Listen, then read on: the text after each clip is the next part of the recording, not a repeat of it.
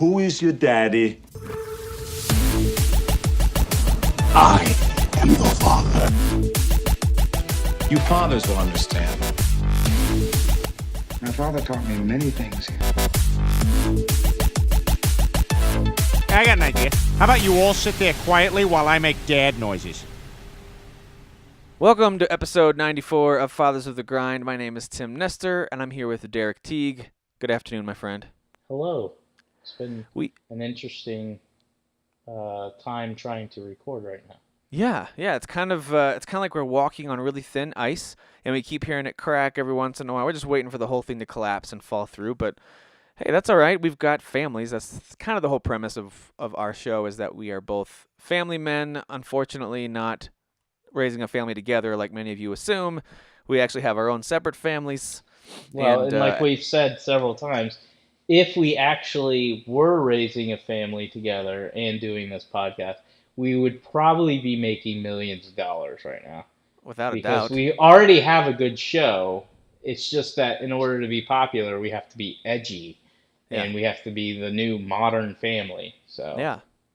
So, I mean, we're working on it. We're trying to be gay. It's just not working out so far. We're trying. We're really giving it our best shot, but it's just not working out. It's not working out for us. Yeah, that's all right. All right, so we're going to talk about instant classics today. We're going to talk about some stuff we're playing. But first, we're going to jump into some news that we care about. So I just listed a couple things that have happened in the last week or two that I'm interested in. I don't know if, Derek, anything's happened that you want to talk about other than what you wrote in the notes here. I wasn't planning on talking about this at all, so we'll stay away from college football. Hey, we could talk about it for 2 minutes. The people that don't like it, they can fast forward it.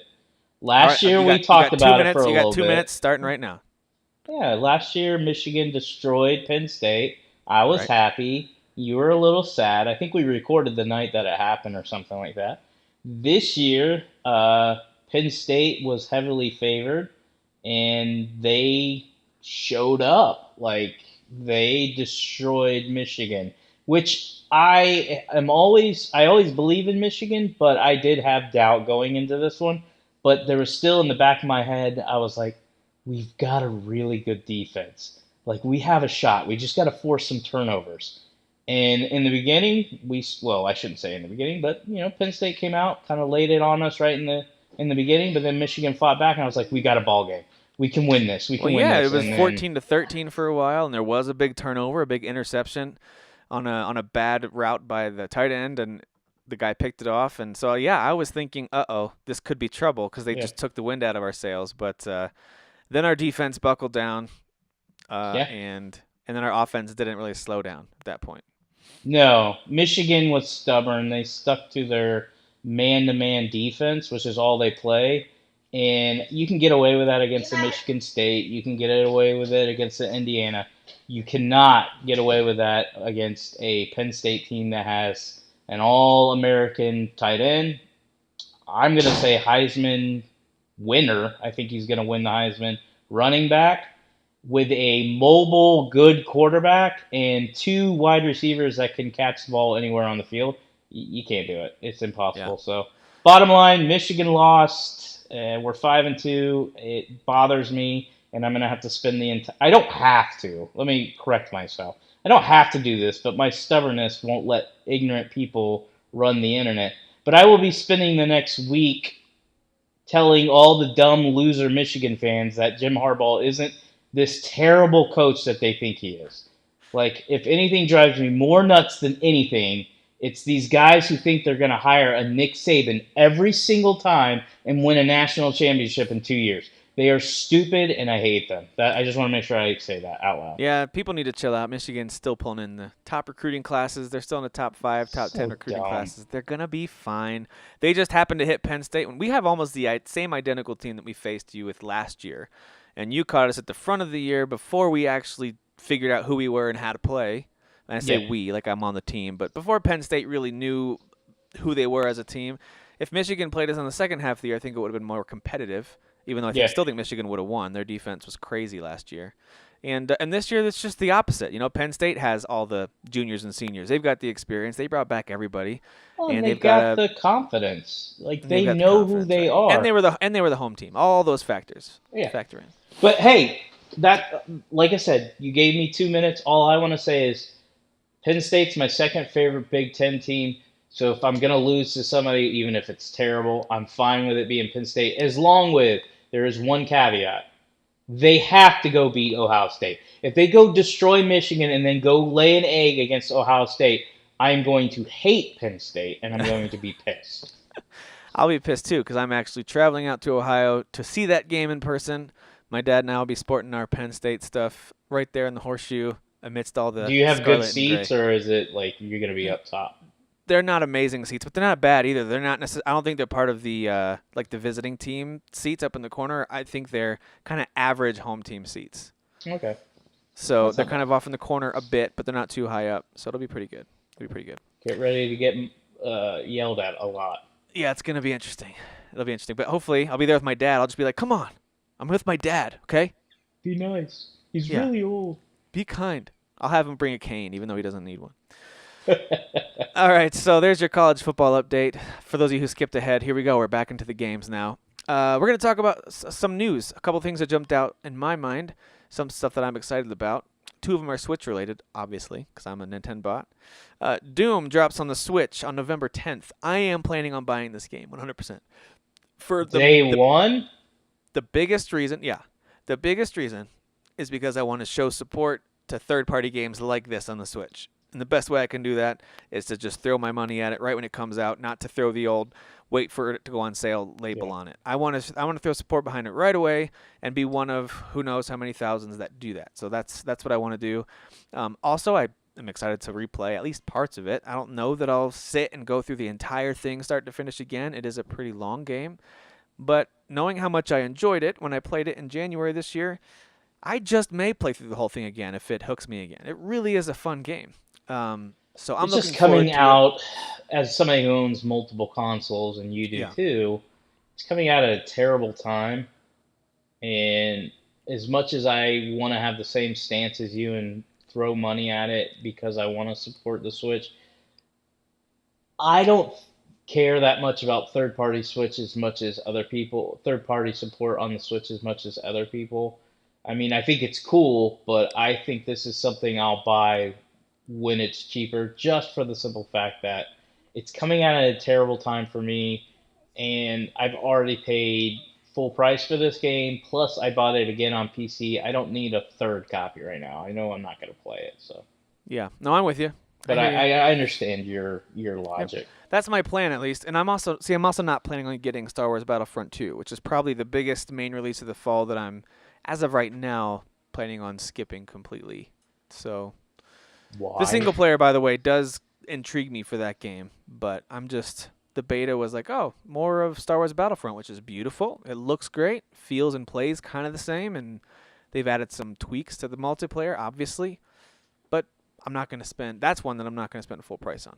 So that's just, I know it's kind of probably contradictory in some ways to some listeners, but that's just how I feel about it. I know Derek thinks it's contradictory. I'm buying it, but I already bought it on the Xbox. But that's because I'm excited for the single player. All right, so that's one big piece of news that's happening over the next few weeks. I am excited about that. I kind of wish it were coming out this week. That way I could take it on my trip. I'll be flying out, like I said, at the end of the week to Ohio. But that's okay. I will pick up Mario Odyssey in Ohio. I've got it set up to pick up at the Best Buy that's there, since I'll already be there. So that's exciting.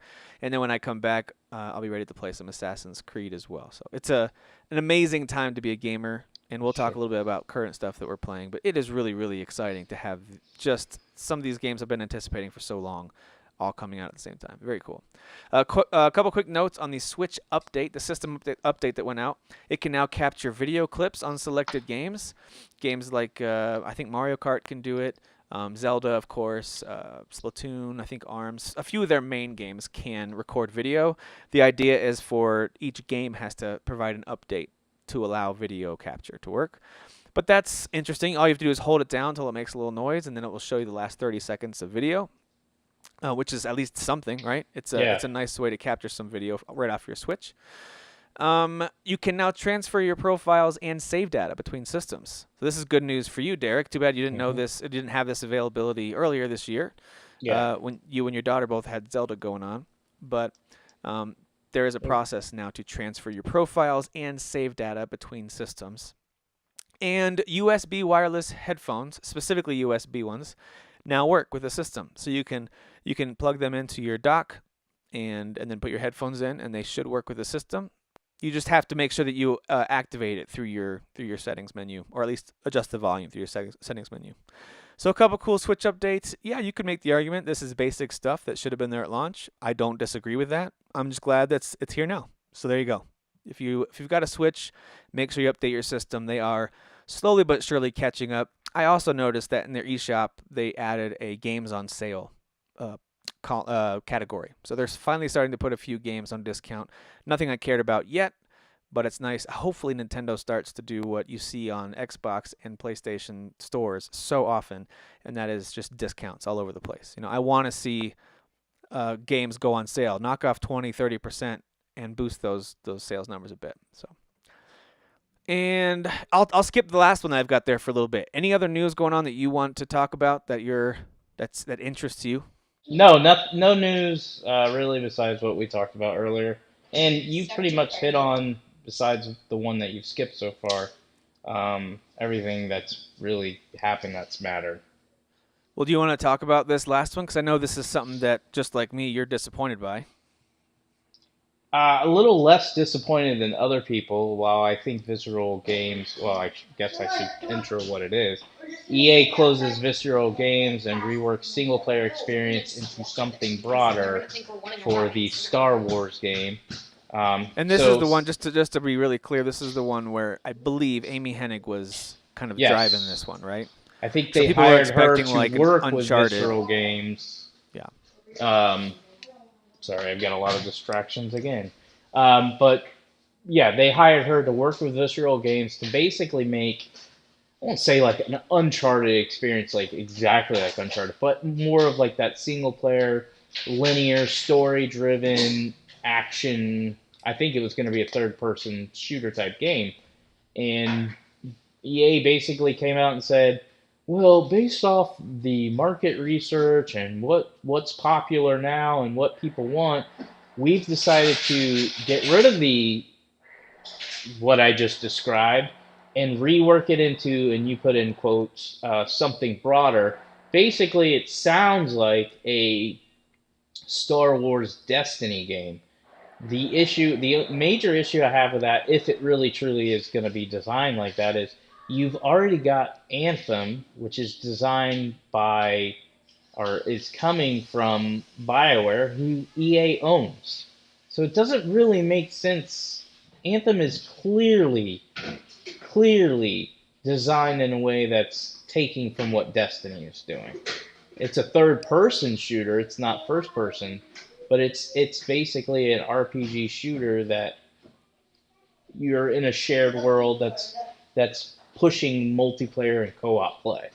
All right, so like you said, EA closed Visceral Games, and it is a bummer that this desire to rework the single-player experience. I have so many questions, a lot of curiosity about what did the game look like, what did it play like, what was it that made the main decision makers over there say, you know what, this isn't working, we need to scrap it and essentially do something different. I think there's I just more wonder to what the experience story. was. I mean, if you look at Visceral Games, have you ever played the Dead Space games? I know you're not big on like horror games. No, I played a little bit of the first, like either a demo or rented it or something. The first one I remember playing a little bit. I don't know why, but other than that, I mean, their no. games play decent. They're not like amazing, but Well, people love Dead Space, at least one, right? yeah, the first one they liked a lot. The second one they liked a good amount. It was the third one that went more action, and that was mainly because EA was trying to get more money out of the Dead Space franchise, and so they tried to make it more action than horror. And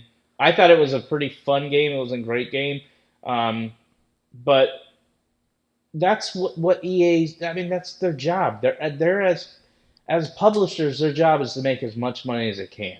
Does that mean single player games are no longer going to exist? And I'm not saying anybody in our group is saying this, but if you go on the internet, one thing I've learned going into these big groups is it's amazing how stupid a lot of these people are. They'll jump from one thing to the next. Like we were talking last week about Shadow of War, and I told you I wanted to talk about microtransactions because people jump from Shadow of War has microtransactions to the game is play to win, or they're dragging it out so you spend more money, and nobody had any proof. They just jumped to that conclusion. Yep. And you've played Shadow of War. I've played Shadow of War. No, we're not at the end of the game, which is where it apparently gets really bad. But no, at no time have I been like, man, I'm just not getting the orcs that I need or the loot that I need. I really need to go push this pay button so I have a shot. So that crap that the internet was spewing was what I just said it was. It's crap. And it's the same thing with like EA doing this. Yes, I'm not happy about it, but people jump to conclusions that are all single player experiences just going to go away because everybody wants to be Destiny? No. Horizon Zero Dawn sold fine. It is a single player experience. There is no co-op. There are no microtransactions. There are no multiplayer parts of the game. It's a single player game that was so good and sold so well that they actually have added an expansion. And to me, this is the way you do it right. You make a successful game and then you sell another expansion to that game. You don't sell the expansion up front. You don't say, buy my $80 pass, game and season pass. Because a lot of those companies, including Naughty Dog, they do this crap. They don't even know what they're going to put in the season pass. So they're selling you something that they don't even know right now. Right. And so I think it makes sense when they've got a good track record, number one, and they've proven to deliver on the content that they say they will. Or if they lay out some details of what it's going to be. Hey, we've got 2 pieces of major story DLC, and then we've got a bunch of smaller DLC packs that'll come out. And I know a good example of this is CD Projekt Red. They laid out the plan right when I'm not saying they do everything perfectly, okay? They mess up on on some things, but when The Witcher 3 came out and they offered the ability to buy the season pass, or at least pre-order their DLC packs, I forget exactly how they did it, but you knew there was going to be 2 major story DLCs. One was going to be a pretty sizable experience, and the other one was going to be basically equivalent to the original game. They said this really early on. They told us all about it. So we had an idea of what was coming, in addition to, as they described it, lots of free improvements along the way. Yeah. And they delivered on that, I think. So the next CD Projekt Red game that comes out, in whatever year that's going to be, whether it's that Cyberpunk game or The Witcher 4, whatever it happens to be, I'm going to put my trust, because of their track record, and what they're going to deliver. Now, other companies like EA don't have the best track record. A lot of that has to do with the fact that they've gotten into so many types of games, and they release so many games. They're on the mobile devices, they're on PC, they're on consoles, they're everywhere. They've been around for a while. So I'm a little more hesitant to jump in with the season pass, but that doesn't mean that their single-player experiences are going away. I just think it means when they evaluated what was happening with this Star Wars game, something didn't click. And I do think there's more to the story, but I also wonder if maybe it just was so far away, and this single-player experience that was not going to have monetary legs for the company, they're like, hey, this is going to be at least 3 more years to finish, and it's only going to bring us one wave of income, as opposed to some of these other experiences like Destiny and others that continue to drive revenue. We need to rework this. If we're going to put this much time into it, it needs to be reworked into something that drives revenue for a long time. So that's how I'm trying to.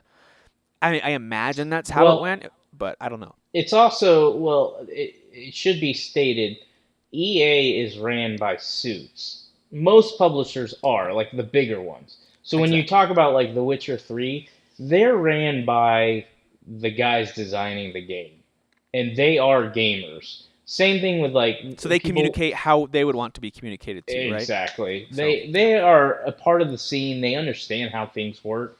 This guy, whoever talked, I'm not saying he doesn't play games at all, but I would put my money on it he doesn't. I don't think he has a clue what people want. I think he looks at charts and numbers and all that stuff, and he's like, this Destiny thing, it's making a lot of money, and they don't have to do as much work as if we created 5 different single-player experiences. Let's do it. Well, and this So isn't new to EA. They've got yeah, some online Star Wars stuff and other types of games they've done over the years. And from what I've heard, Star Wars: The Old Republic, their online game that's still thriving. I think it's been out for like 7 years now, and it's still going. They still release new content on a regular basis. And even though it's shifted over to mostly free to play, they've got lots of microtransactions throughout there, and they are making a ton off of that game, from what I've heard. yeah, because when it's free and it's like a quality game, paying $1 to $10 for something is not a big deal. Right. And so when you get millions of people doing that, then you end up making hundreds of millions of dollars off a free game. So I mean, that's how I was with Rocket League. We got that game for free. It wasn't a free to play game, but we got it for free. And so every time they would announce DLC, I was like, I love this game so much, I owe it money. Yeah. I'm buying all this. Yeah, I think I bought 4 or 5 of those little packs, right? The little Batman cars, whatever else was out there. That, Whatever Back to the came out, Future. I've tailed off now, but the first year and a half, I was pretty much buying anything that they put out because I wanted to support them. And now that I know that they're financially successful, I'm like, I did my part. Yeah. So to me, when I hear this, I don't think it's that surprising. I think it's a bummer because Visceral Games is a whole department of people, right? It's many people are now without a job, and that sucks. And of course, and everyone says this, but I actually do hope that those people all find jobs, like you said, with Dead Space and some of the other projects they worked on. They've got talent there, so hopefully they're able to. Well, this has probably develop been in the somewhere else. works for 6 months to a year, and they said when they announced this that they were already shifting guys and girls from Visceral Games to other departments. So to Right. me, it's probably a valuation of, let's say they have a 90-man staff, 60 of them are good, 30 are trash. You let the 30 trash go, you take the 60 and you put them in other teams. And it could have been that clean of a cut. Who knows? Yeah. But yeah, so there you go. That's a big piece of news that came out recently. Many people were looking forward to that, myself included. But now I'm interested to hear what is EA going to announce Star Wars related moving forward then. Other than Battlefront, what else are they going to do? So I am interested to hear what they do with it. If it turns out to be, like Star Wars: The Old Republic 2. Now I'm not talking about KOTOR, right? I'm not talking about Knights of the Old Republic. I'm talking about the MMO game. If they decide to release a sequel to that and include consoles, now I'm really interested because that was a great, great game. So anyway, we'll see. We'll see what they decide to do. All right, that does it for news, unless I'm forgetting something that was announced recently. Am I missing anything? I don't think so. I mean, there's other stuff, but those are the things that I cared about this past week or two. I think we could say, just to quickly say it, and then we can move on to the topic of the show, and that is we are recording the week that Mario and Wolfenstein 2 and Assassin's Creed Origin come out. So in 5 days. Jeez. So when you guys are listening to this, it'll be 2 or 3 days after these games come out. So that's news to me. I'm really excited. Yeah. This is very exciting. This is a good week. So, and by the way, well, are you going to talk about Fire Emblem Warriors when we get to what we're playing? Do you have any? I mean, I'll mention it, but I wasn't Okay. going to go in big depth. Okay. Because I'm very curious about that. You and I haven't talked at all because I'll talk about our it. college teams were playing each other, so we didn't talk a lot this weekend. But all right, well, let's go into our topic of the show, which is a comment that has come up a couple different times in our Facebook group and just in conversations when you're chatting with people online, and that is instant classics. Is there such a thing? So basically the concept being a game is so good, it instantly earns that designation of this is a classic. So that's my big question is there such a thing, or does a game need to really be around for a certain amount of time to prove its timelessness? Or is there something else about it? Does it need to have a combination of critical, commercial, and just general community praise? Does it need to have a cult following over time? Maybe it was ignored at release, but then it became this kind of cult following type of a game. Something like Demon's Souls, right? Became kind of a cult following game. I would think of that. I don't think Demon's Souls was a commercial success, but it was critically loved, and of course the Souls games took on a life of their own over time. So that's my first question for you, and then I have some thoughts too. Is there such a thing as an instant classic? Can a video game instantly be a classic? Can it be that good? I would say yes, but I think it's important, and I know I get in trouble for this. Like, I answer, but I don't really answer. Yes, but it is more of a subjective question. Like, something that could be an instant classic to me, and I could say it out loud. This is an instant classic. You could be like, well, it's not even that good of a game, or it didn't sell good, or it didn't review well, but it's still a classic to me.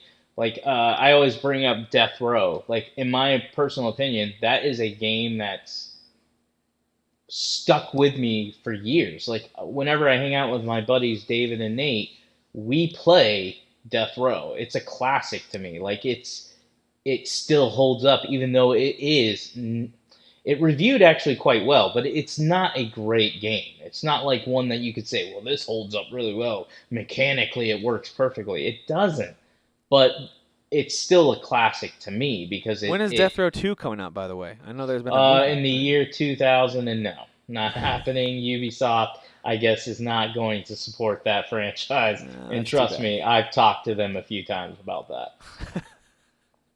So, but like I said, not to make the answer difficult, but it's true. Like with anything on the internet, you'll get one person who's like, yeah, something can be an instant classic. Like I know you and I are gonna eventually talk about it, so I'll just bring it up. Zelda Breath of the Wild, when you play the game. Now, if you've never played the game and you've just heard people talk, then yeah, you probably get annoyed by it. But if you've actually played the game, you can see why, from a subjective and an objective way, it could be considered an instant classic. Because this is a game that I believe you can play now and play it 20 years from now, even though I can't predict the future, because it's mechanically sound and how open and beautiful, and it's not story heavy too. That helps as well. Because if you go back to games that are like real story heavy, they could be really, really good back then, but they can be a little tiresome now because their stories don't hold up, things like that. This game is just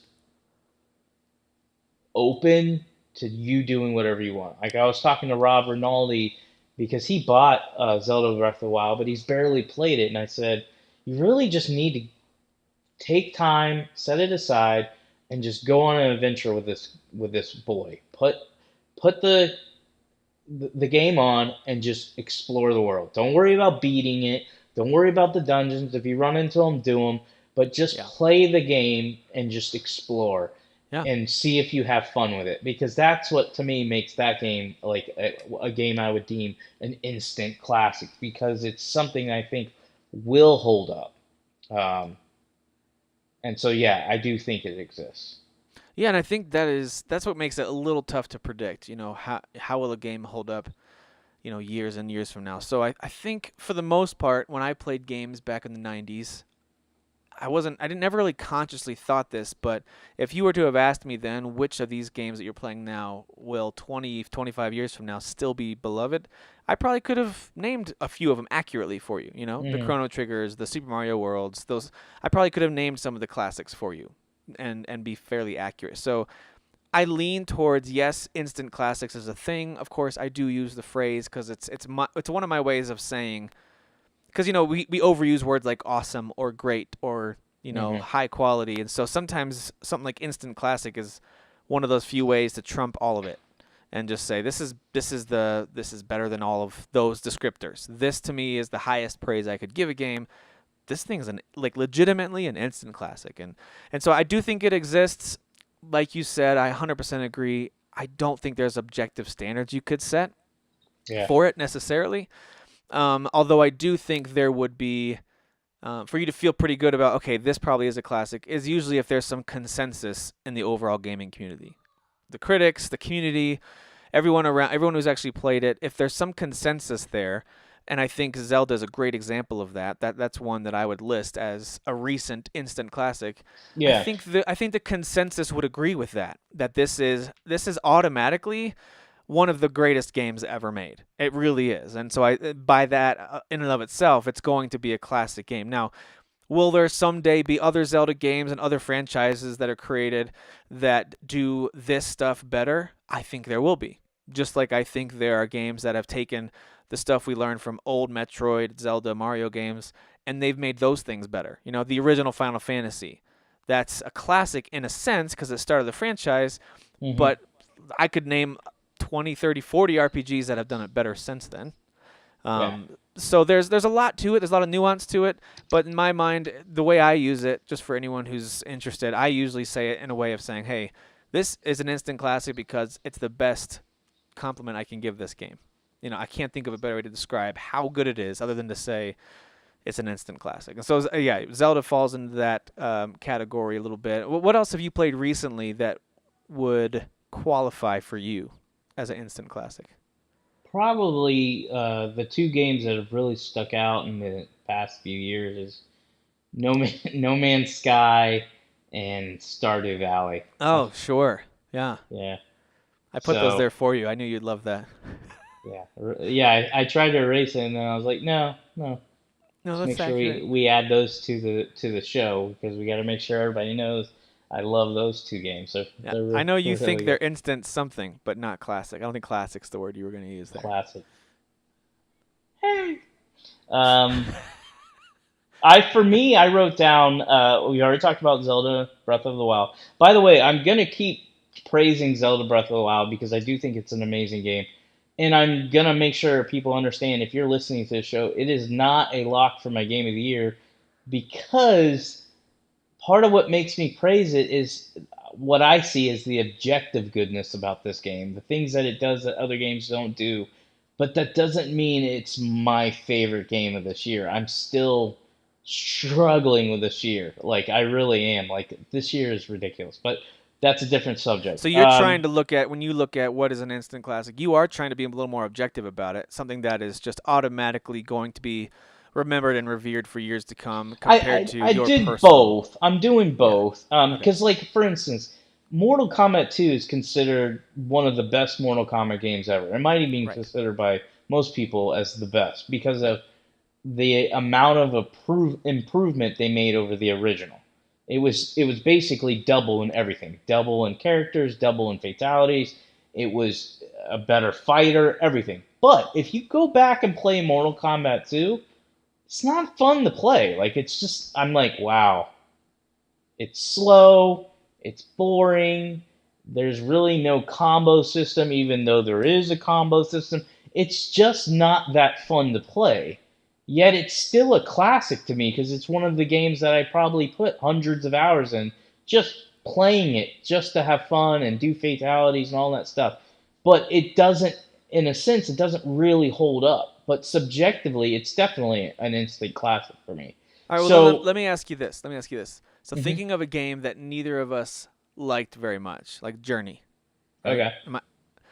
Journey is pretty universally loved. I think most people liked it, and a lot of people loved it. It's one that's going to continue to be referenced, I think, for years to come. I think people will keep talking about it because it did something different, and a lot of games have tried to take that style on and that vibe, that game tone on as for their games. Would you call something like that an instant classic, even though it wouldn't even scratch the top 20 list for you or I in that given year? No, because for me, the things that people were praising it for, and yes, I did do my research. I actually listened to shows, and I think it was GameSpot who did an entire video dedicated to Journey, and the entire video was 15 or 20 different editors on GameSpot praising this game, and they were explaining to the listeners why it was so good and what it did that was so amazing. And I'm sitting there, I was literally sitting there going, and I played this game, by the way, for people that need to understand, I played it and beat it. I was like, this is the dumbest video I've objectively and subjectively, whatever adjective you want.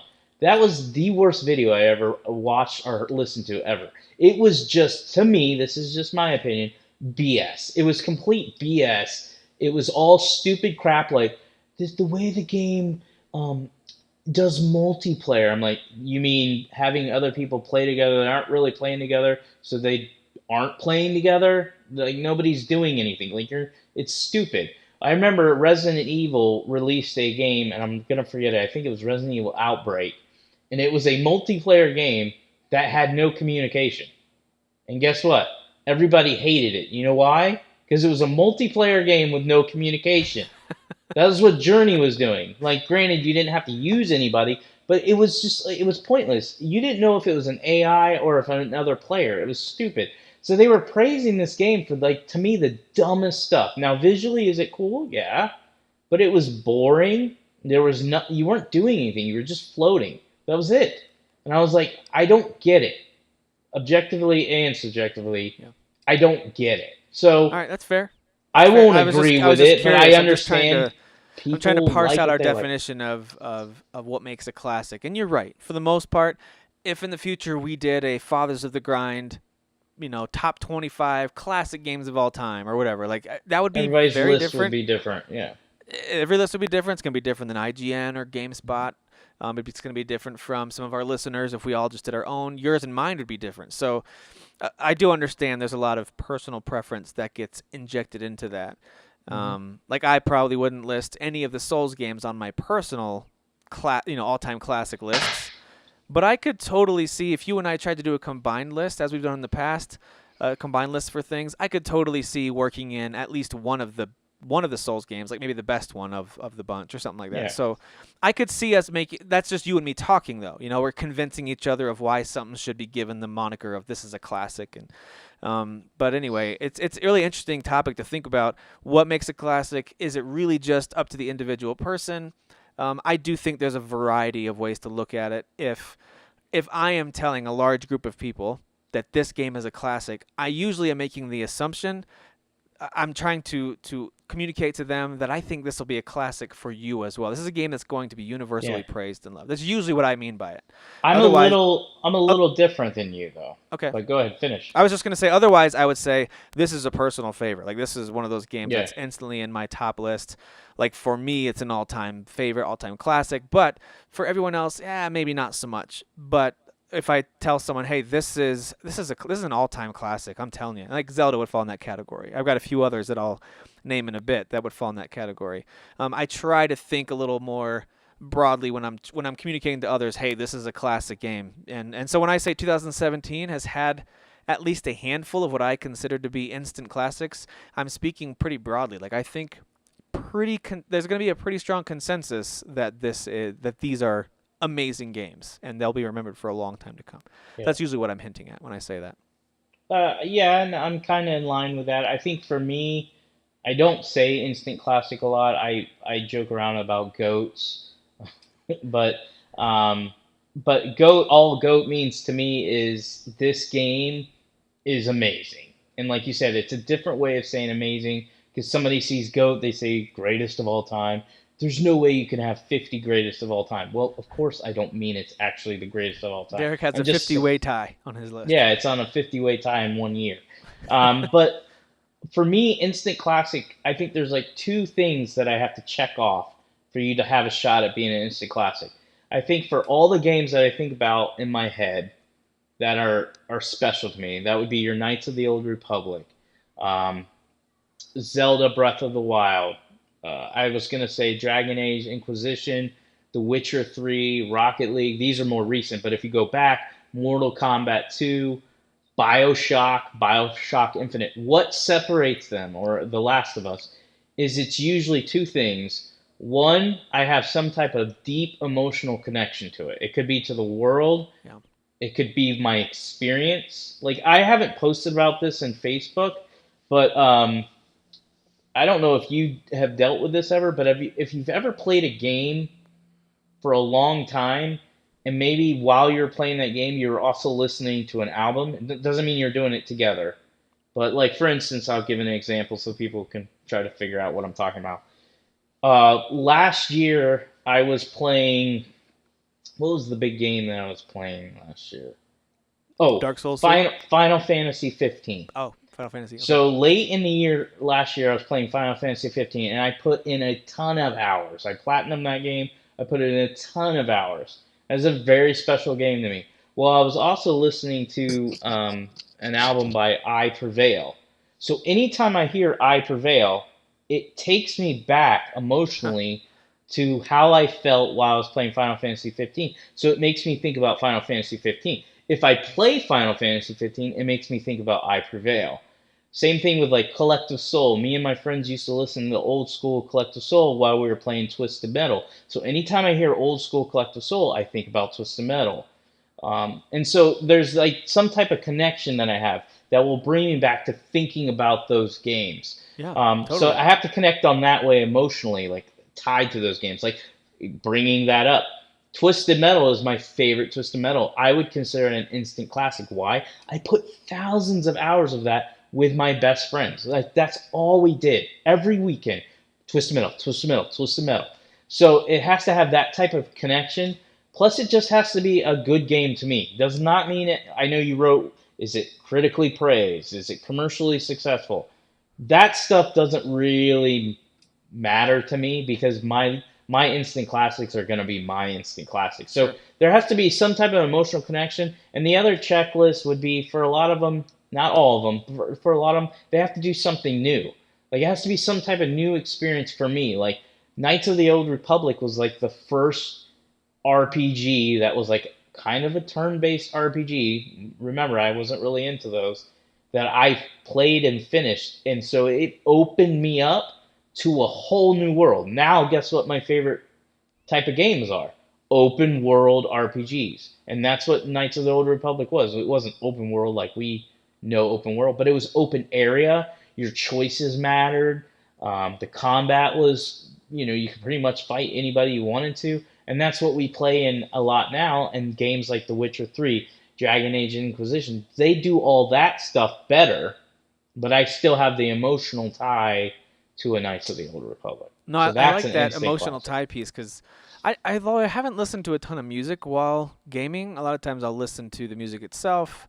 That's built into the game, but that's really interesting because I will have emotional ties to stuff that was going on in my life, maybe friends that I played with, maybe a time of school that I was in, whether it was college or high school or other stresses that might have been going on that certain games really helped me get through, and that's a whole other topic in and of itself.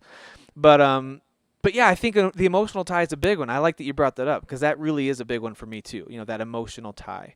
And again, it could be strictly the game has a great way of pulling emotions out of you because of the story, and it could be because of things outside of the game that you've connected emotionally to it, right?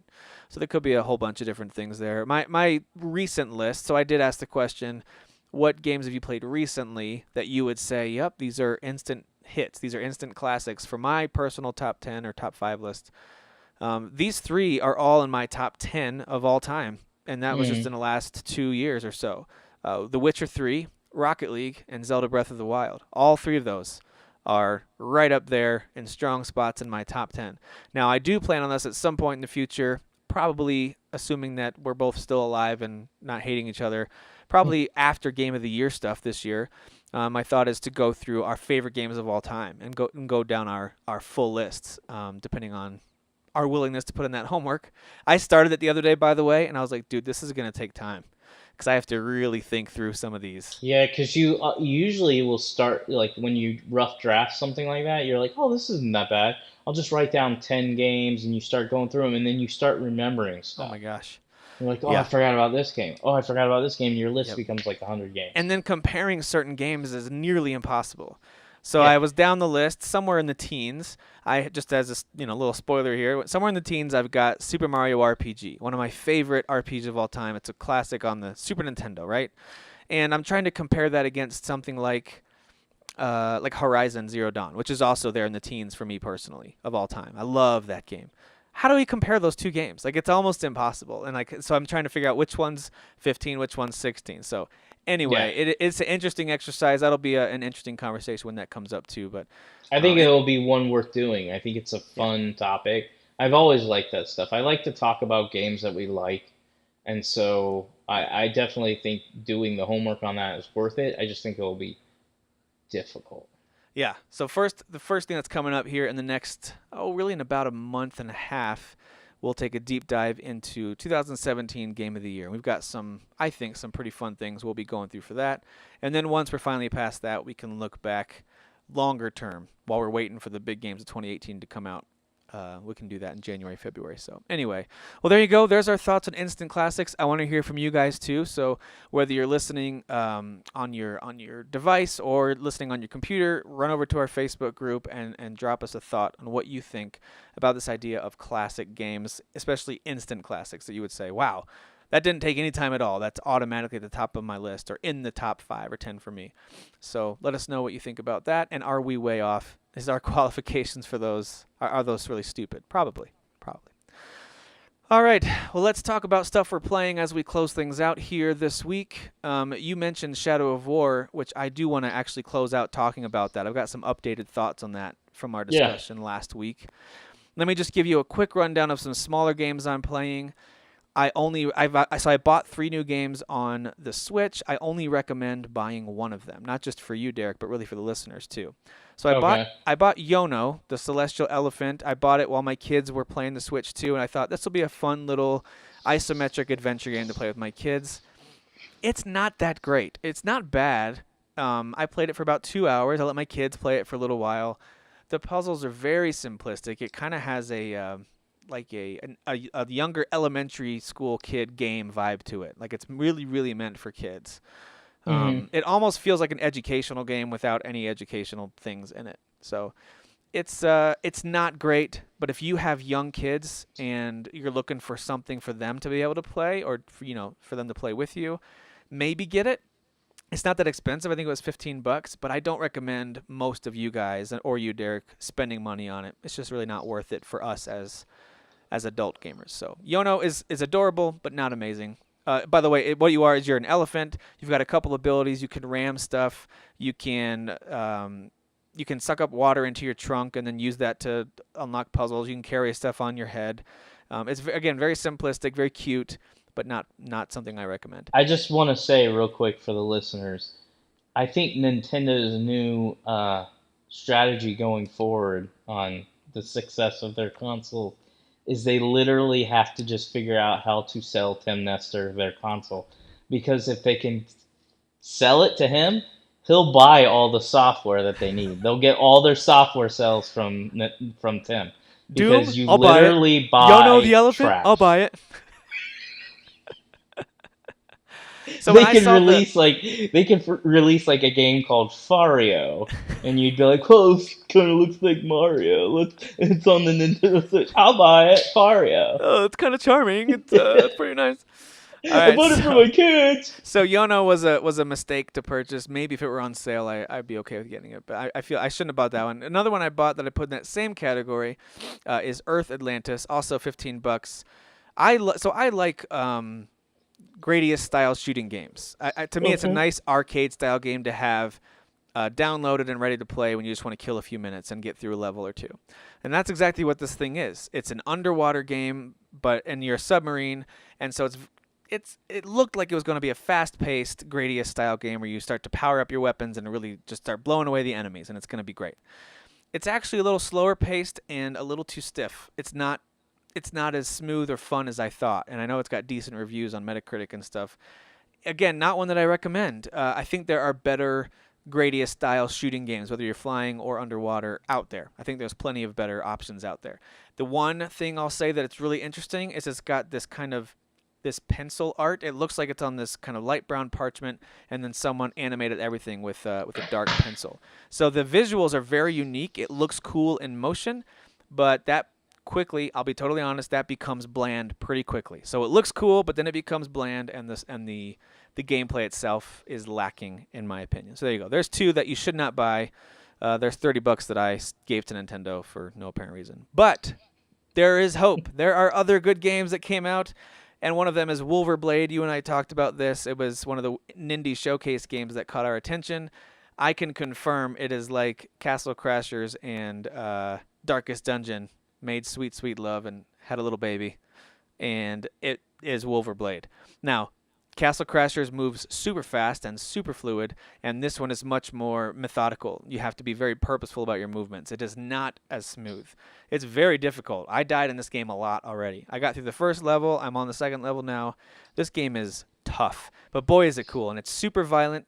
There's lots of weapons you can pick up. You can dismember limbs and decapitate enemies, and you can pick up their weapons and throw them at them. You can even pick up their heads or arms that you've cut off to throw at enemies.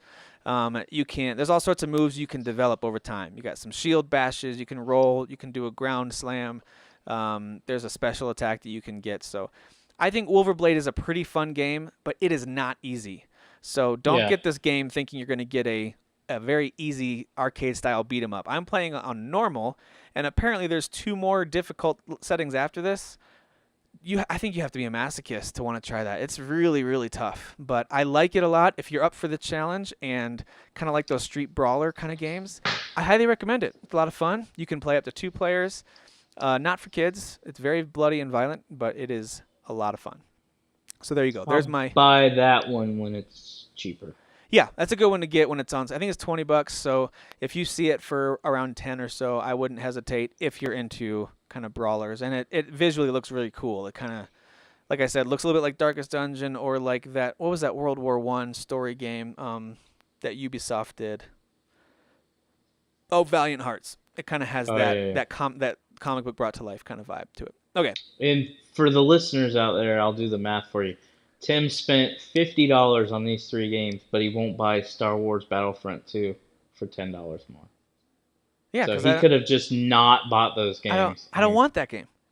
I don't want to play more online Star Wars. I lost interest. Apparently, you don't want 2 out of the 3 games you just spent $50 on. That was a bummer. Hey, listen, I can admit when I'm wrong. All right. Hey, we all make mistakes. I buy games and I'm like, can't wait to play it. Like, my really? Star Wars Battlefront 1 purchase came around the same time that I also bought Fallout 4, 2 purchases that I highly regret. So there you go. You can always fix those. I'm still waiting for you to play. Here I am putting Dragon Age Inquisitions in my instant classic conversation, and you love The Witcher 3. And no, it doesn't play exactly like The Witcher 3, but it's that big open world with characters and decisions that are pretty awesome, and you won't play it. I don't know why. I don't know why either. Because I've got Yono waiting for me, okay? I got Yono the elephant. This elephant's not going to save the world by itself. That's true. Jeez. Yono is definitely rated higher. Did I say the name of the second game? Earth Atlantis? Yeah, so Yono and Earth Atlantis, don't get them unless my descriptions of them are like all you've been waiting for in your life. Then grab them. Otherwise, Wulver Blade's worth a buy. But none of those are and I am still playing some Stardew Valley. It's just kind of, to me, it's the equivalent of playing a game on my phone. It really is just a casual on-the-side experience. I'm putting a lot of time into it, but it is not necessarily like, it's nothing like the experiences that you'll have in games like Shadow of War, which is still my primary game when I have time to sit down and really dive in deep to a game. I'm still playing lots of Shadow of War. I don't know how far into this game I am. But let's talk real quickly about some of the additional experiences we've had since we talked about this. We talked about this almost a week and a half ago, so I think we've both played it a bit more since then. Yeah, I'm guessing here. I don't know if there's a place to check your time, but I have to be over 30 hours in because I played a lot like the first 5 days it launched, and then I took like a 3-day break because like South Park came out, and then I had The Evil Within 2. So I was buying other games, but I've really heavily been playing it. Like the last 3 or 4 days, I've easily put 15 hours, 15, 20 hours into it. The thing is with this game, updated impressions, it's still extremely fun to play. Like, I love it, but I do have some actual cons. I don't think I had really any cons when we first talked about it, because, you know, it's kind of fresh and we just started.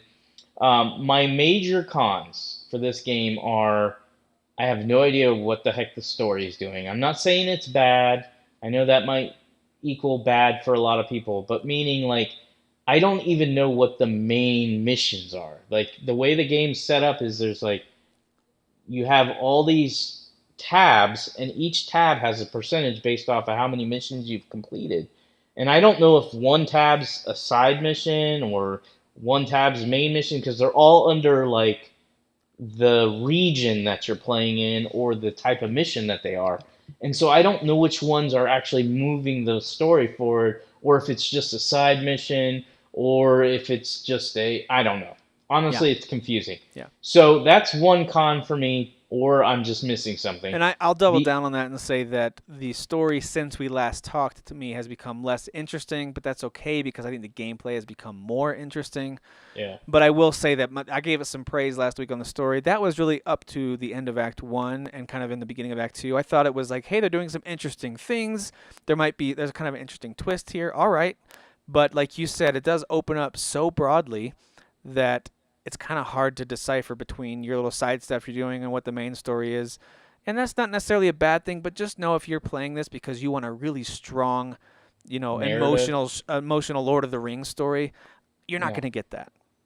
Yeah, like there's a twist in Act 1. I'm not going to spoil it, but it was, and I'm not trying to sound smart, it was 100% predictable. So it wasn't really a twist for me. But there is, and I don't know how far you are, a kind of another twist. And I'm in Act 2. I think there's only like 4 acts, and I think the third act only has 1 mission. So the second act is like 40 missions by itself. When I've looked at walkthroughs, again, even the walkthroughs are confusing. I'm like, what's a main mission? What's not? Whatever. But anyways, there was another twist in Act 2 that I thought was pretty cool, and it leads you to do a bunch of missions because of what happened. And again, I don't know if Tim's gotten there, so I won't spoil it. The other thing is, the other con, and this is the most annoying thing for me in this game. The most annoying. Like, it gets me cussing. I'll hear my wife in the other room, Derek, stop using the F word. I'm not. You've said it like 20 times.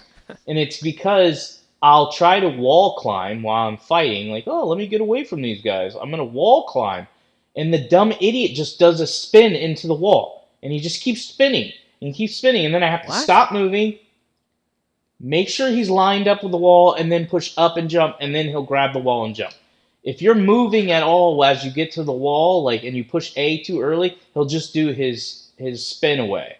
He doesn't read the wall. And that's frustrating. Because most other games will do that. They'll, even if they go into that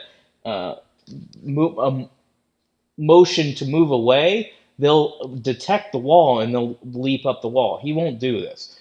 I've had some other janky movements as well, like where if I'm trying to climb up on top of the roof and I'm pushing up on the controller and hitting A, going sideways, he'll just start going sideways. I'm like, what are you doing? Yeah, I've had a few of those. I haven't had that wall issue, but I have had kind of very Assassin's Creed type not glitches, but jankiness. They're not glitches. They're just, they didn't map it for every potential situation that you could run into. If I'm running at this angle in this particular area, I want my character to do this thing. And so I can only imagine what kind of headache it would be.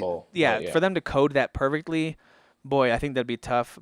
But there have been a few moments that I had, like you, I've rolled my eyes a bit, and I haven't had the same wall issue. That would really tick me off because being able to escape and climb up walls is huge because this game gets tough and you can get overwhelmed at certain points and you need to be able to escape. I think it's when I'm hitting A. I think because I'll literally slow my character down, line up to make sure it's set in front of the wall, and then I'll push up an A and then he has no problem. But if I'm like fleeing and maybe the camera's tilted a little bit, and so I'm pushing like angle up based off the camera, it won't read it, and he'll just sit there and spin. I'm like, oh my gosh. So I'll reset the camera, make sure he's set in front of it. And that takes time, especially if you're under attack, because there are some orcs, when they get enraged, they're relentless. Yes, they and track you especially if they get time. enraged, man, they'll do some damage.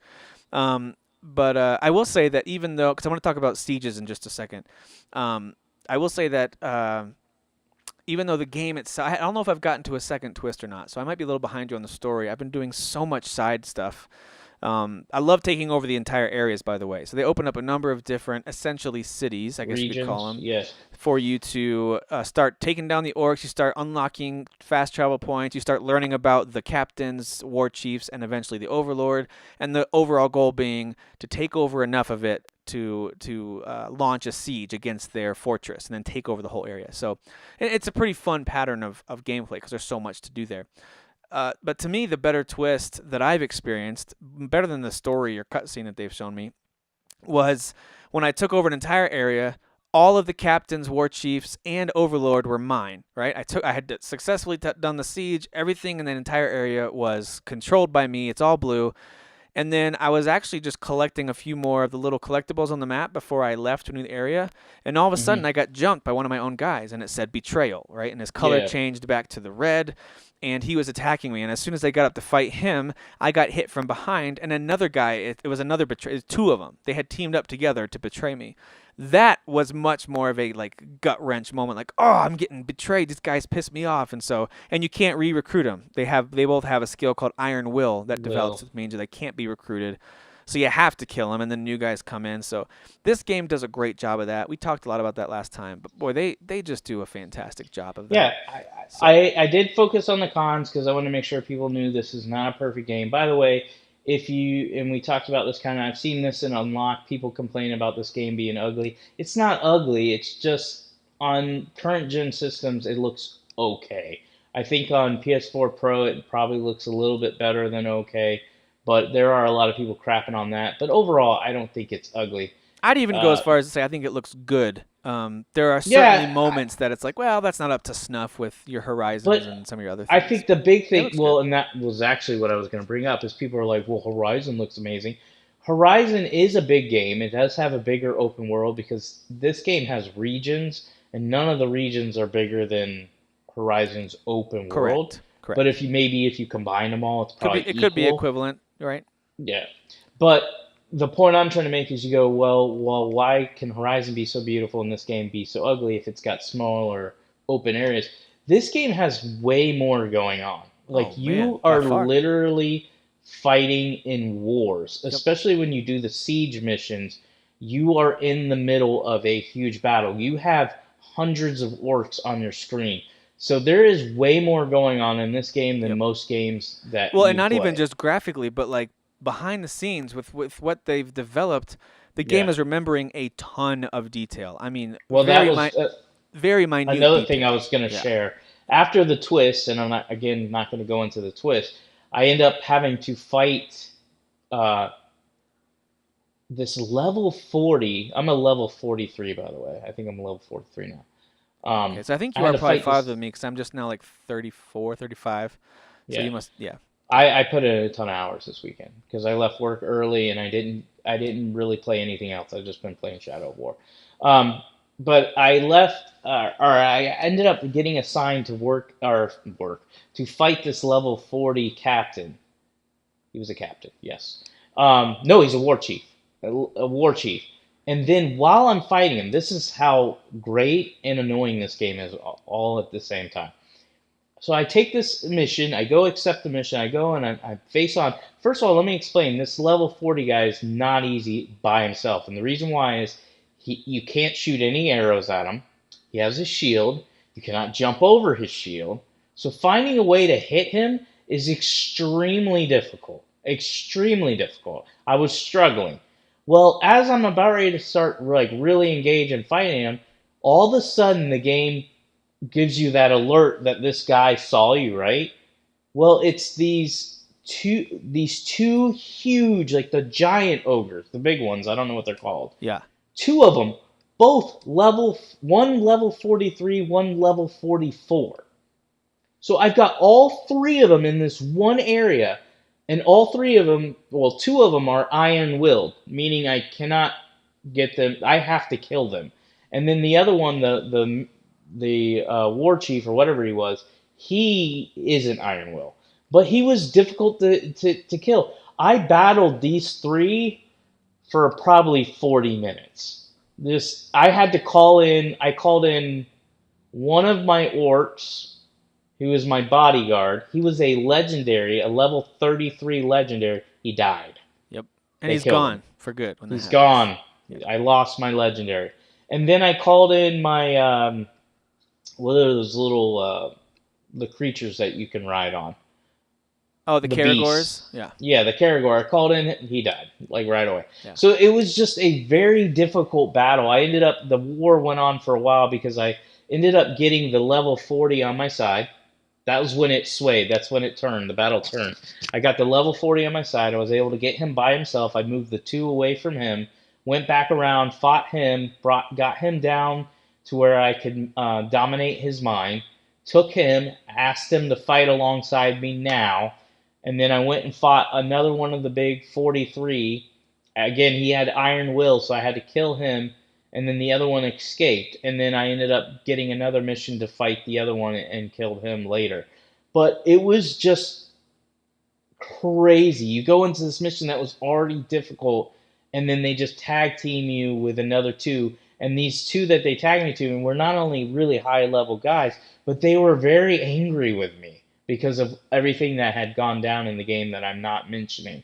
And so they were talking about how they were mad about that, and that's why they had Iron Will, is there was no way they were ever going to join my side because they were bitter towards my character. But yeah, this is what you get with this game. You get a ton of stories within the story. Oh yeah, and it feels very Like the personal main because it's stuff that campaign's you've been doing. cool. Yeah.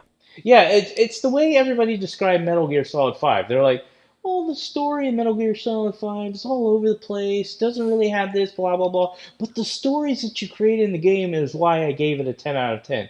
I get it. I had a lot of great experiences with Metal Gear Solid 5. This is the same thing. I'm not making an excuse for it. The campaign is fine. I just don't care. All I care about is battling these guys. Yeah. Doing sieges. I love the Vendetta Yeah, missions. let's talk for about those the sieges real quick. So when you do the sieges, you can at any point, as long as the game will let you, trigger that siege quest. And if it's just you and your one orc captain going against the war chiefs and the overlord, you can. Or you can more methodically pick apart his followers, and you could take down the captains, who are the main bodyguards for the war chiefs, take down the war chiefs, which then dramatically reduces their ability to defend their fortress during the siege. So there's a bunch of different ways you can approach it. If you're impatient and confident in your skills, you can just go for it. And if you are patient enough to take down the war chiefs, it really becomes a much simpler process. And so then you have this screen that opens up. You select your assault leaders, and you can unlock one specific skill for them using your in-game currency that you earn, by the way, I think, by the thousands. I've never really run out of that stuff. Well, and you can buy orcs, too. You're, like, guaranteed Right. epic orcs if you use your silver money. Yeah, you've got, and buy they usually give you some quality stuff there, too. So. Oh, I get a ton of epic orcs. And so you that. can unlock And special abilities. You can couple make sure legendary. that they've got a certain type of raiding party or a certain type of, like, the siege Graug type creature that can go with them. There's all sorts of cool things you can do. You start the siege. It feels very epic as your team is staring down the fortress, and you give the charge command. And I'm expecting it to go to a black screen or show a cutscene, but it literally just gives you control over your guy right after you say charge, and you just go sprinting towards the fortress, looking for an opening. You know, did they bust down the gates right away? Do you have to climb over the wall? Did they take out the archers, or do you need to take them out? So it feels like it's a very big adrenaline rush for me when it first starts. It's a really cool thing that they do. It feels epic, like you said. There's hundreds of orcs on the screen all at the same time, and then you got to capture these points throughout the fortress to secure it. You got to capture point A, and then once you capture that, you can move on to point B. Sometimes I've had as many as 4 points. So there's A, B, C, and D. Kind of feels like a multiplayer game a bit because it's so big and you're capturing these areas. Yeah, it's like capture the flag. And then they move on or to not capture the flag, but like. What's domination. That? Yeah, domination. I was like, what's that mode? Yeah, it's very much like domination, except you don't have to hold and defend it. Once you capture it, you move on to the next one. There's a mode in the Battlefield games that's kind of like that. Like you fight over an area till it's gone, and then you move on to the next one. So it's kind of like that mode. And then finally you get to go confront the Overlord.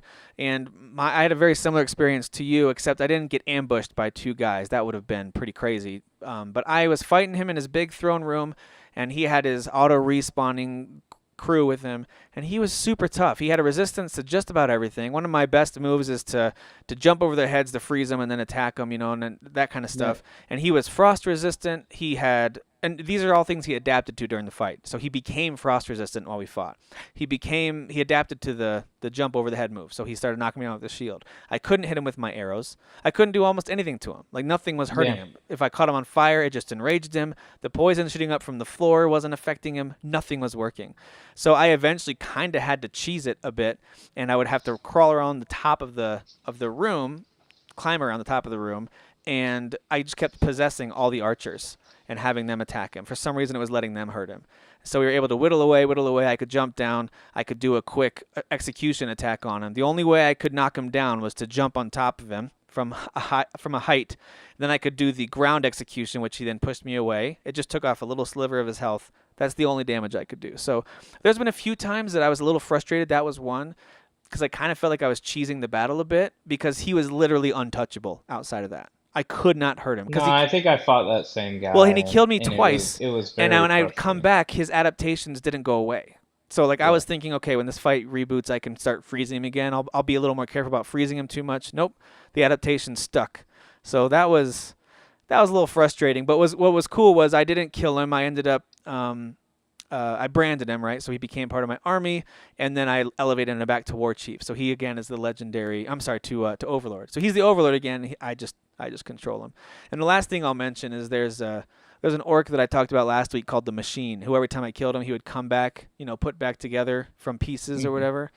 And when I went back to visit an area that it finally opened up and let you go back and visit old areas, he went from being this captain who I had just killed for like the 10th time, and he was this like level 38 legendary Overlord.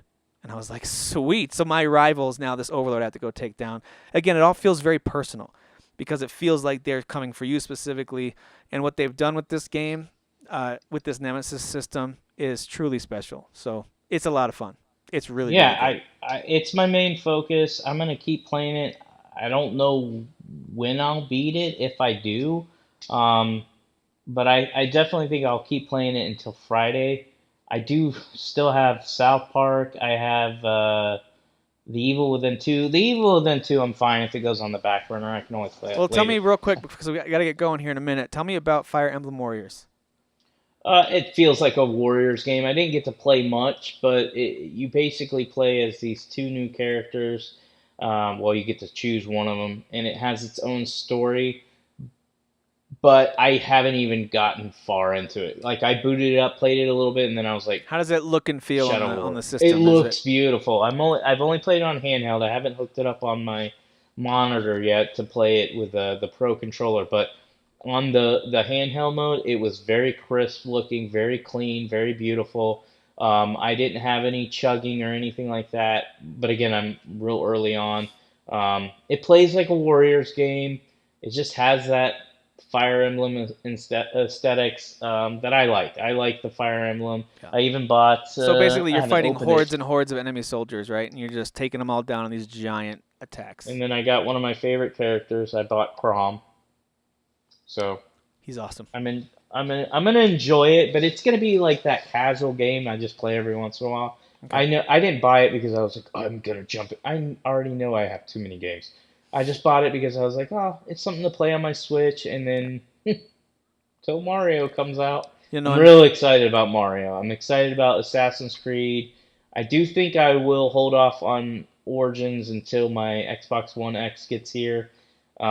But I will definitely enjoy Wolfenstein 2, which I got on PC, and Mario on my Switch. I'm real excited about this week. Nice. Yep, a lot of good stuff coming up this week. We actually will probably have to record early this week, assuming we're able to figure it out. So next time you guys hear from us, we actually probably still won't have played these games since they come out on Friday.